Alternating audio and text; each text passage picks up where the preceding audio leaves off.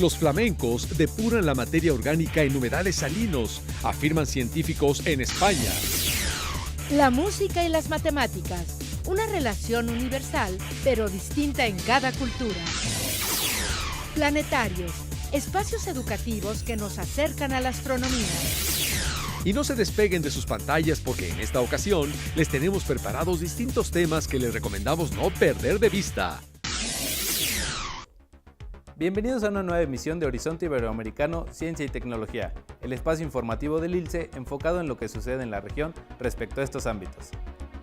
Acompáñenos los próximos 30 minutos para hacer un recorrido por los temas que tenemos preparados para ustedes en este programa, en los que participan Conciencia TV de Venezuela, el Instituto Politécnico Nacional, el Instituto Morelense de Radio y Televisión y el sitio de divulgación científica Hablemos Claro. ¡Iniciamos! Los procesos naturales que se dan por la interrelación entre los elementos de un hábitat y su población animal siempre tienen efectos, y recientemente en España un grupo de científicos analizó cómo el excremento de los flamencos mejora la calidad de agua en los humedales salinos. Esta es la información.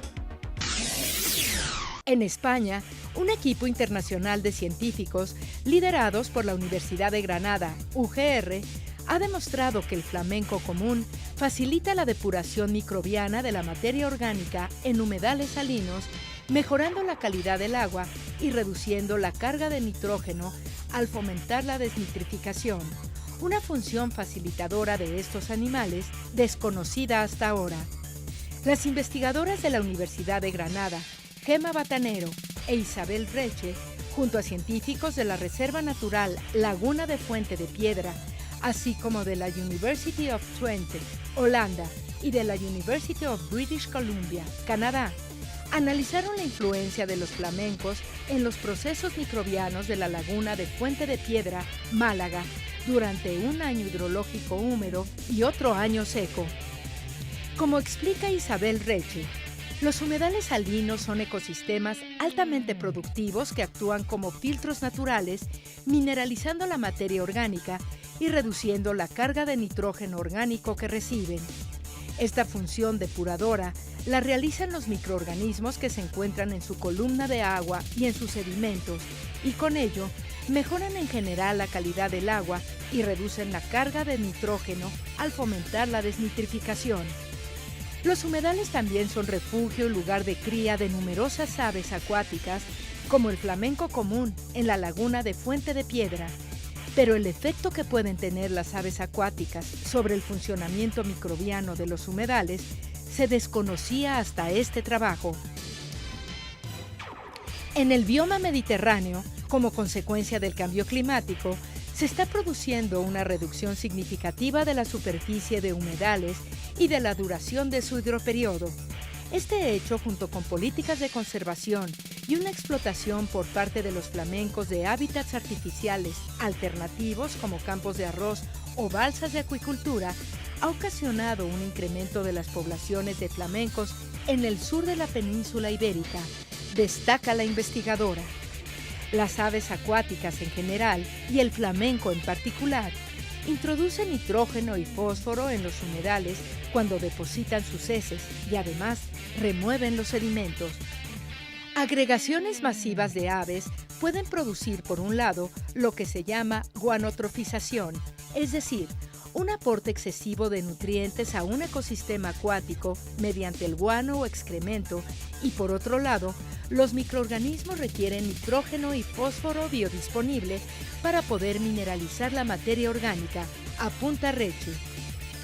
Por lo tanto, establecer la capacidad de carga de aves acuáticas que cada humedal puede albergar para que no se produzca guanotrofización, pero se fomente la actividad microbiana depuradora, es crucial para una gestión adecuada de los humedales, una gestión que garantice el máximo de aves aconsejable, dependiendo de las condiciones meteorológicas, sin afectar negativamente la calidad del agua, afirma. Los científicos, quienes publicaron sus conclusiones en la revista Scientific Reports, han demostrado que los flamencos estimulan la actividad bacteriana, produciendo efectos en cascada sobre la abundancia de bacterias y de virus. Este estímulo solo ocurre durante los años húmedos, cuando la abundancia de flamencos y el nivel de agua de la laguna son mayores.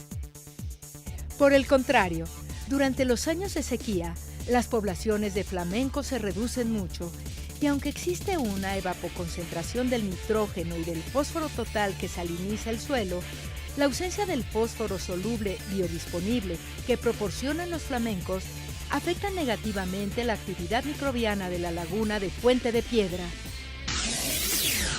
Todos sabemos de la relación entre la música y las matemáticas, pero esto no se da de igual manera en todas las culturas. Así que los invito a descubrirlo en la siguiente nota de Conciencia TV de Venezuela. La música emergió con lo humano simultáneamente al lenguaje y al pensamiento. Es la música un lenguaje tan universal que se expresa en todas las culturas, claro, de modo distinto. ¿Y qué es la música? La definición tradicional expresa que la música es aquel sonido bello y grato para el oído humano. El sonido se opone tanto al ruido como al silencio. Sin embargo, definiciones como esta han sido desafiadas, pues para la música el silencio es tan importante como el sonido en sí. Y en cuanto al ruido, ¿pero cómo ocurre el fenómeno del sonido? Físicamente, el sonido es una onda mecánica que se propaga oscilando a través de un medio determinado. Es la combinación de sonidos en diferentes frecuencias, intensidades y duraciones lo que básicamente da origen a la música. Muchas civilizaciones han encontrado relaciones bien definidas entre la matemática y la música, pues han descubierto que existen relaciones cuantitativas muy rigurosas. La música occidental se basa en 7 notas y la división de un intervalo llamado octava en 12 semitonos. Pero no encontramos esa estructura en otros sistemas musicales. La música china tiene 5 notas y la frecuencia se mueve en un rango de 12 medidas conocidas como liu. La matematización de este sistema es muy elevada. En la hindú, en un sistema de 7 notas, el equivalente de la octava se divide en 22 partes desiguales llamadas srutis. El compositor peruano Daniel A. Robes sostuvo que en los Andes antiguos existía un sistema musical de 5 notas con 2 intervalos. En el caso de la música occidental, esta se ha universalizado sobre todo por la posibilidad de reproducción masiva.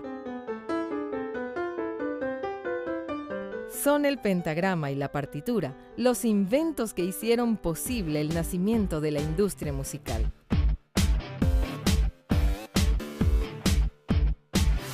Veamos, o mejor, escuchemos una de las partituras más famosas.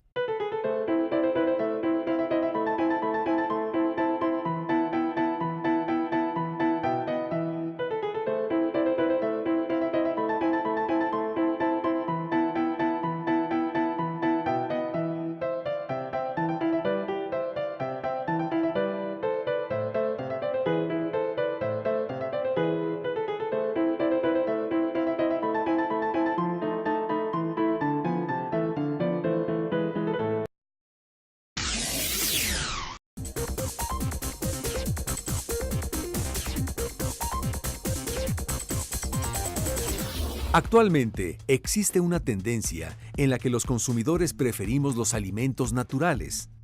La gran mayoría queremos saber cómo son producidos los alimentos que consumimos y que estos vayan directamente del campo a la mesa. Sin embargo, la realidad es distinta y no siempre va de la mano de las tendencias. Prácticamente todos los alimentos que comemos son procesados, así que si no queremos morir de hambre, hablemos claro sobre los alimentos procesados. El procesamiento de alimentos no es algo nuevo. Desde antes del descubrimiento del fuego, el hombre comenzó a procesar lo que comía. Luego incorporó la cocción que los hace más fáciles de masticar e ingerir, en especial la carne. Por cierto, la incorporación de la carne en la dieta propició el desarrollo del cerebro. Los productos del campo son la materia prima para elaborar los alimentos. No podríamos tener un pan directamente del campo a la mesa, ya que el trigo debe cosecharse, convertirse en harina y luego ser procesada para obtener el pan. Un producto del campo no es un alimento, sino la materia prima para elaborar alimentos.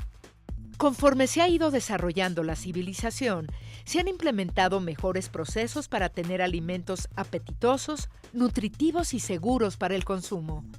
Sin embargo, con el desarrollo ha crecido la población no solo en número, sino también en esperanza de vida, de tal manera que sin la industria de procesamiento de alimentos no podrían suministrarse aquellos que necesitamos.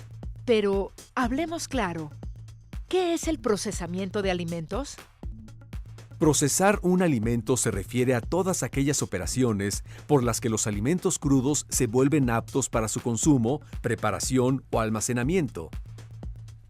El procesamiento de alimentos permite su conservación, y los primeros estudios al respecto datan del año de 1795, cuando Nicolas Appert elaboró la primera conserva, y en 1809 se patenta el uso del hierro y del estaño para elaborar las latas y contener las conservas. El comercio de alimentos enlatados inicia en 1813 y se ha mantenido en evolución durante 2 siglos, incorporando conceptos de reciclaje y control de proceso para mantener las características sensoriales y nutrimentales de los alimentos procesados. Además del enlatado, se han desarrollado otros procesos de conservación como la congelación, la deshidratación y la fermentación, entre otros. Los alimentos procesados tienen otras ventajas. Pueden ser un medio para proveer de nutrientes específicos que eviten que la población tenga alguna carencia que afecte su salud, por ejemplo, de vitaminas.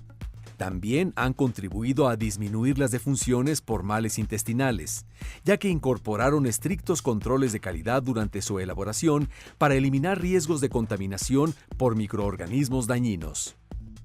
Por otra parte, el procesamiento puede volver más nutritivos a ciertos alimentos al aumentar la facilidad de absorción de los nutrimentos. Por ejemplo, se liberan más compuestos antioxidantes presentes en las naranjas en forma de jugo. Lo mismo ocurre en la pasta de tomate en relación con el jitomate crudo. El procesamiento de alimentos nos permite cubrir necesidades específicas que tenemos los consumidores, como reducir el consumo de grasas, de azúcares y de sodio. Sustituir el azúcar por edulcorantes que no aporten calorías para apoyar a la población en el mantenimiento de un peso correcto es un buen ejemplo de ello. Por eso, hablemos claro. El procesamiento de alimentos está en constante innovación y toma en cuenta las necesidades, preocupaciones y gustos de los consumidores. Solo es cuestión de que procesemos la información que hay sobre ellos para saber escogerlos.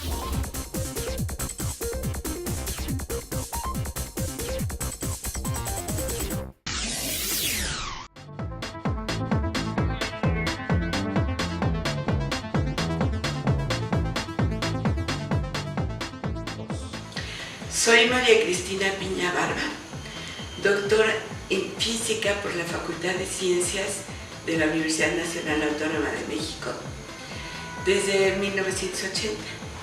Antes de eso me tardé muchos años en hacer la carrera de Física, la maestría y ser mamá. Me dediqué a biomateriales como la primera persona que se dedica a biomateriales en México. Antes de mí no hay nadie, ¿sí? Es importante decirlo porque no hubo nadie que me enseñara nada.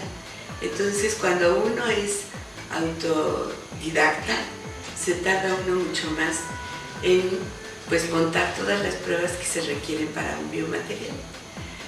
Empezamos a trabajar en este Instituto de Investigaciones en Materiales, ya que el doctor Gabriel Torres tenía en esa época un material recién creado por él, 100% mexicano, que era el Sinalco, y nadie sabía si podía o no servir para hacer un biomaterial que se integrara en el cuerpo humano. Por eso me vine a trabajar aquí para probar el Sinalco. En este laboratorio se han hecho muchísimas investigaciones. Se empezó hace muchos años a montar todas las pruebas teniendo como principal objetivo medir al Sinalco. Sin embargo, el Sinalco no resultó ser un buen biomaterial, ya que se desintegraba en el organismo y el aluminio en estas épocas tenía la fama de ser el productor de Alzheimer. Entonces dijimos, no se corre más Sinalco. Sinalco es zinc, aluminio y cobre. ¿Sí? El cobre sabemos que es altamente tóxico, pero lo tenía en una cantidad muy bajita. Y el zinc es estimulante del sistema inmunológico. Entonces dio lugar a que todos los animales que probamos no se enfermaran. Y eso llamó la atención en aquella época. Se empezaron a desarrollar vacunas en la Facultad de Medicina, teniendo como base el zinc. Cuando decidimos ya no trabajar en Sinalco, empezamos a trabajar con puros tejidos biológicos. Y empezamos, ahora sí lo puedo decir, a descelularizar hueso.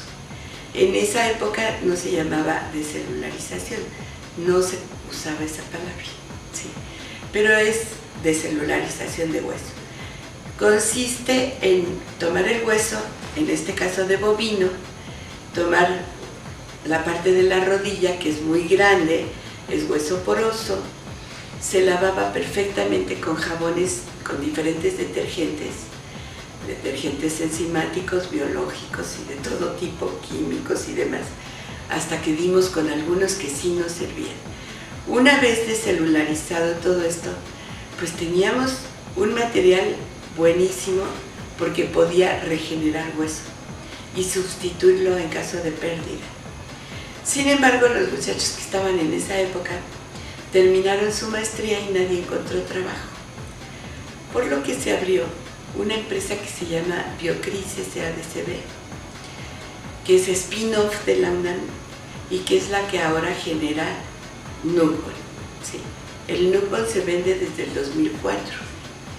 La universidad no nos apoyó más allá de que el director en esa época nos dio permiso de usar estas instalaciones y el taller. ¿Sí? Fuera de eso no nos ha ayudado en nada. Y eso lo quiero recalcar porque ha seguido una mala política con empresas spin-off. Yo creo que ya debe empezar a cambiarla, creo que debe suceder. A partir de esa experiencia hemos podido descelularizar tráquea. La tráquea no solo se descelularizó, sino se recelularizó con células del paciente, en este caso cerdos, y se está probando en el INER. Yo creo que estamos a un paso de poder sustituir tráquea. Entonces, bueno, eso es lo que estamos haciendo aquí. Estamos haciendo algo además que es muy importante, porque en todo el mundo hay muy pocas personas que producen membranas de separación de tejidos. Y nosotros estamos tratando de hacerlas para poder separar los tejidos del organismo. Y bueno, pues ya tenemos las primeras que creo que van a tener mucho éxito. Entonces a los muchachos que están trabajando en este laboratorio creo que lo van a hacer estupendamente. Tienen unos trabajos sensacionales. Eso es lo que estamos haciendo en este laboratorio. Descelularización, cementos óseos, membranas y 3D. Esos son los proyectos fundamentales.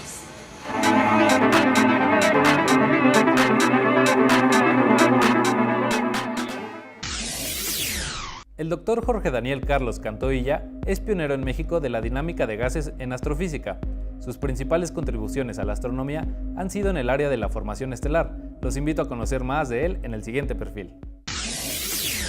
Nacido en la Ciudad de México el 22 de octubre de 1950, el doctor Jorge Daniel Carlos Cantó Illa tiene una sólida trayectoria como investigador y docente en la Universidad Nacional Autónoma de México, UNAM. Realizó sus estudios doctorales en la Universidad de Manchester, Reino Unido, y a su regreso a México se reincorporó al Instituto de Astronomía de la UNAM. Desde 1990 es miembro del Sistema Nacional de Investigadores con el nivel 3. El doctor Cantó Illa ha enfocado su labor científica a la construcción de modelos que permiten explicar y finalmente entender las evidencias observacionales respecto a la dinámica de gases en astrofísica, dentro de un marco riguroso de la física y las matemáticas. Su trabajo teórico en el campo de los objetos Herbig-Haro, es decir, los chorros estelares y discos de acrecentamiento en torno a estrellas muy jóvenes, es particularmente relevante para explicar su naturaleza. Recientemente participó en el descubrimiento de un exoplaneta alrededor de una estrella similar al Sol. Este planeta es el primero y único descubierto por un grupo mexicano. A lo largo de su trayectoria académica, el doctor Cantoilla ha desarrollado una obra publicada de más de 200 trabajos de investigación, incluidos en las mejores revistas astronómicas a nivel internacional. Los planetarios son de gran importancia como espacios educativos, motivadores para acercarnos a conocer la astronomía. Al respecto, veamos el siguiente material realizado por el Instituto Politécnico Nacional. My name is Sean Lotch, and I'm the director of the Amera Astronomy Center and Jordan Planetarium at the University of Maine.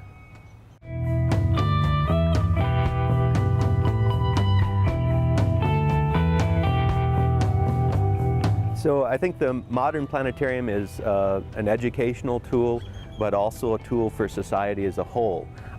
It's a way to connect people to the latest science, not just astronomy, but a whole variety of sciences, everything from engineering to archaeology, biology, chemistry. All of these things can be demonstrated in the new modern digital planetarium.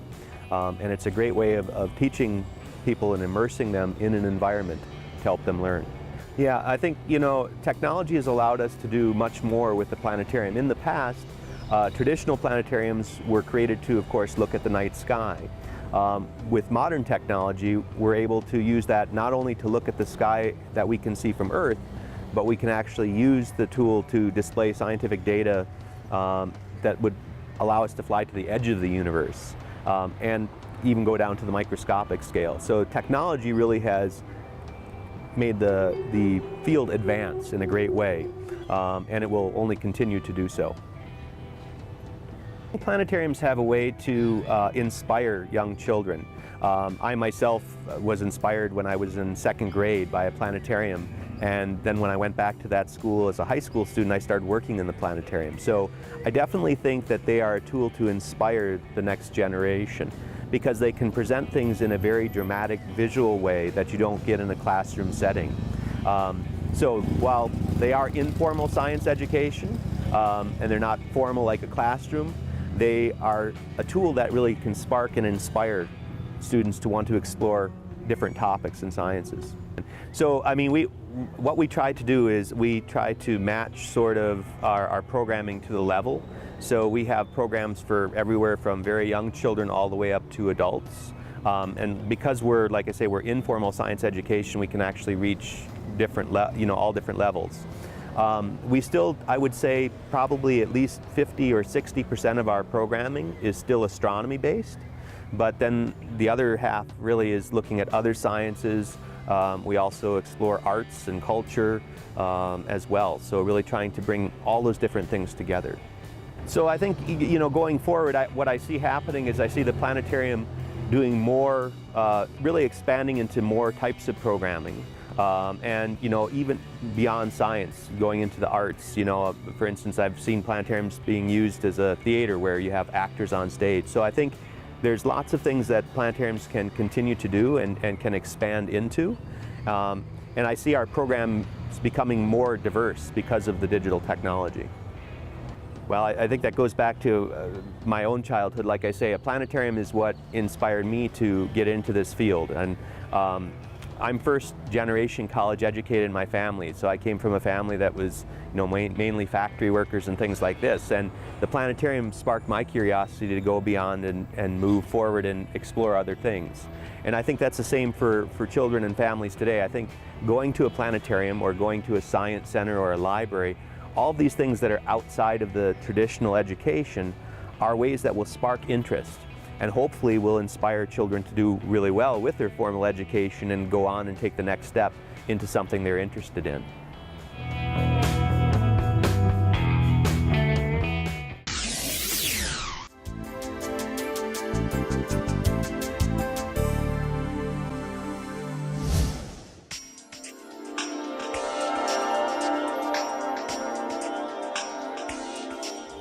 Una de las aplicaciones más sencillas de la energía solar precisamente son dispositivos estáticos que no requieren realmente de movimiento o seguimiento solar para poder llevar a cabo, en este caso, la cocción de alimentos. Normalmente la diferencia entre estufas y hornos solares radica principalmente en que las estufas van descubiertas, como ocurre precisamente en casa, donde tenemos la estufa en la parte de arriba y estamos cocinando, donde tenemos una superficie caliente. En comparación, un horno solar precisamente lo que nos refiere es que tiene precisamente una cierta cavidad donde se almacena la energía, en este caso almacena energía térmica, que hace posteriormente que aumente la temperatura, y este calor que se está llegando desde la radiación solar y está almacenando energía, hace que el alimento se llegue a cocinar. El horno solar tiene que estar en determinado momento captando constantemente la radiación, o en el mejor de los casos la mayor parte del tiempo. Normalmente las estufas solares y los hornos solares requieren en general de constantes movimientos precisamente para poder estar captando la radiación solar. Este horno solar lo que tiene es una estructura fija con espejos fijos, donde uno lo va a dejar desde las 10 de la mañana hasta alrededor de las 2 de la tarde, con 4 horas de operación es suficiente para poder captar la radiación solar. Este horno particularmente ofrece esa gran ventaja. Podemos a través de algunos movimientos hacer que la radiación solar esté presente la mayor parte del tiempo, utilizando 4 reflectores, como los ven que están distribuidos sobre la superficie, sobre la parte de arriba del horno, un vidrio por donde está pasando la radiación y crea realmente la cavidad, ese almacenamiento, como si ocurriera un efecto de tipo invernadero. Y la geometría, básicamente la geometría es lo importante dentro de este dispositivo. La idea es dejar el alimento completamente durante las 4 horas, tiene una puerta de entrada de tal suerte de que durante las 4 horas, desde las 10 a las 2 de la tarde, se lleva a cabo la cocción de alimento, claro, en un día despejado. Este es otro tipo de dispositivo que utiliza precisamente la energía solar. Se llama dispositivo de concentración porque utiliza precisamente las propiedades, en este caso de una parábola, la cual capta la energía solar y redirige la radiación solar sobre lo que es el tubo receptor, en este caso el que está pintado de negro. La idea es que a través de este tubo receptor está pasando un fluido donde la cantidad de energía que estamos captando desde el sol hace que aumente la temperatura de este y de esa manera podemos tener un calor útil aprovechado dentro del fluido. De tal suerte que al hacer circular agua por el tubo receptor, lo que logramos es tener precisamente vapor de agua. De tal suerte que lo que estamos buscando nosotros es tener un dispositivo solar que pueda suministrar una cierta cantidad de calor dirigido principalmente a la industria. Este proyecto nació con la idea de lo que se llama pasteurización de tierras. ¿Qué es la pasteurización de tierras? Aquí en el estado de Morelos muchos productores tienen plantas de ornato que normalmente cultivan, pero para poder llevar a cabo la planta de ornato requiere de condiciones especiales en el sustrato, en la tierra. ¿Por qué? Porque si esta tierra no es preparada adecuadamente, por ejemplo, nemátodos, bacterias y algunas otras especies compiten contra el crecimiento de la pequeña planta, de tal suerte de que se tiene una merma precisamente en la producción de pequeñas plantas de ornato. La idea es, en determinado momento, utilizar el vapor para calentar la tierra, y el aumento de temperatura de la tierra provoca que lo que está compitiendo con la planta, bacterias y todo lo demás, se muera. Es decir, realmente la tierra queda en cierta medida esterilizada, únicamente con una cierta cantidad de nutrientes necesarios para su crecimiento. El vapor se inyecta directamente al silo y de esa manera se logra la pasteurización de la tierra. Claro, esa sería una de las posibles aplicaciones. Hay unas otras tantas más que podrían ocurrirse precisamente para la generación de vapor.